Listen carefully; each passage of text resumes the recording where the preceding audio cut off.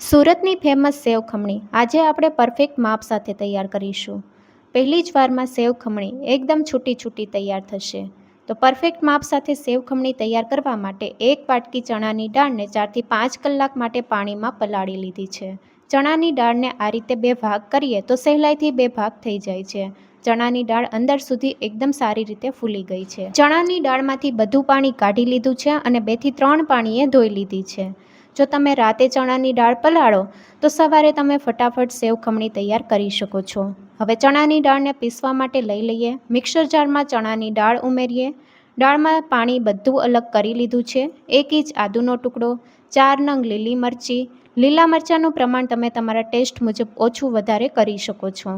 જો અહીંયા તમારે લસણ ઉમેરવું હોય તો લસણ પણ ઉમેરી શકો છો. અડધી ચમચી હિંગ, અડધી ચમચી હળદર પાવડર, અડધી ચમચી લીંબુના ફૂલ ઉમેરીએ.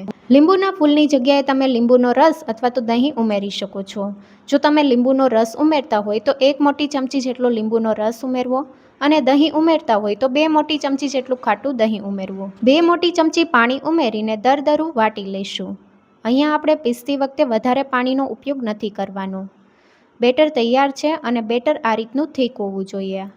અને બેટરનું ટેક્સચર તમને બતાવું તો તમે જોઈ શકો છો આ રીતનું કરકરવું હોવું જોઈએ. હવે બેટરને આપણે એક વાસણમાં કાઢી લઈશું. આ બેટરમાંથી આપણે ખમણ તૈયાર કરવાના છે. ખમણ માટે બેટરની કન્સિસ્ટન્સી સેટ કરવા માટે 1/4 કપ જેટલું પાણી ઉમેરીએ.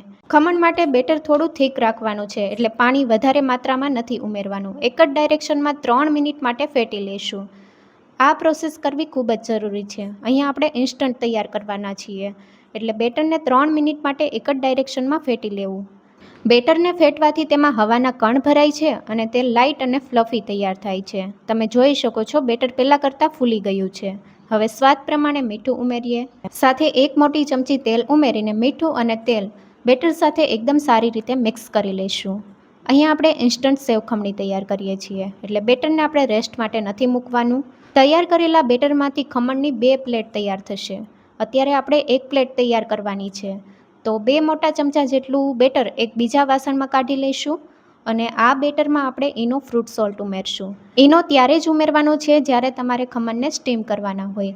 જો તમે બધા બેટરમાં ઈનો મિક્સ કરી દેશો તો પહેલી પ્લેટ તો એકદમ ફૂલેલી તૈયાર થશે અને જ્યારે તમે બીજી પ્લેટને સ્ટીમ કરશો તો બરાબર નહીં બને. બેટરમાં અડધી ચમચી ઈનો ફ્રૂટ સોલ્ટ. ઈનોને એક્ટિવેટ કરવા માટે 1 મોટી ચમચી પાણી ઉમેરીને બેટરમાં સારી રીતે મિક્સ કરી લઈશું. ઈનો ઉમેરવાથી બેટર ફૂલીને સાઇઝમાં ડબલ થઈ ગયું છે. હવે બેટરને આપણે વધારે નથી રાખવાનું. બેટરને તરત જ આપણે સ્ટીમ કરવા માટે લઈ લઈશું. તો આ રીતે ટીનને આપણે ઓઇલથી ગ્રીસ કરી લઈશું. સાઈડમાં પણ ઓઇલથી બરાબર ગ્રીસ કરી લેવું. એ પછી તૈયાર કરેલું બેટર ઉમેરી દઈશું અને સ્ટીમરને આપણે 5 મિનિટ માટે સ્ટીમ કરી લીધું છે. તમે જોઈ શકો છો પાણી પણ ગરમ થઈ ગયું છે. હવે આ રીતે પ્લેટ ગોઠવી દઈશું અને ઉપર આપણે આ રીતે ટીન મૂકી દઈશું. હવે ઢાંકણ ઢાંકીને હાઈ ગેસની ફ્લેમ ઉપર 15 મિનિટ માટે થવા દઈએ. ખમણને સ્ટીમ થતાં હાઈ ગેસની ફ્લેમ ઉપર 15 મિનિટ થઈ ગઈ છે. નાઇફથી આ રીતે ચેક કરીએ તો નાઇફ એકદમ ક્લીન આવે છે અને ખમણ ફૂલીને સાઇઝમાં ડબલ થઈ ગયા છે. ખમણની પ્લેટ આપણે કાઢી લઈશું. અલગ કાઢેલા બેટરમાં ઈનો ફ્રૂટ સોલ્ટ મિક્સ કરીને પ્લેટ તૈયાર કરી લીધી છે અને ખમણની પ્લેટને આપણે સ્ટીમ કરી લઈશું. સ્ટીમ થઈ જાય એ પછી ખમણની પ્લેટને આપણે બહાર કાઢી લઈશું. 10 મિનિટ માટે ખમણને ઠંડા થવા દેવા. એ પછી આ રીતે સાઈડથી અલગ કરી લઈશું. ખમણને કમ્પ્લીટ ઠંડા થવા દેવા એ પછી ડિમોલ્ડ કરી લઈશું.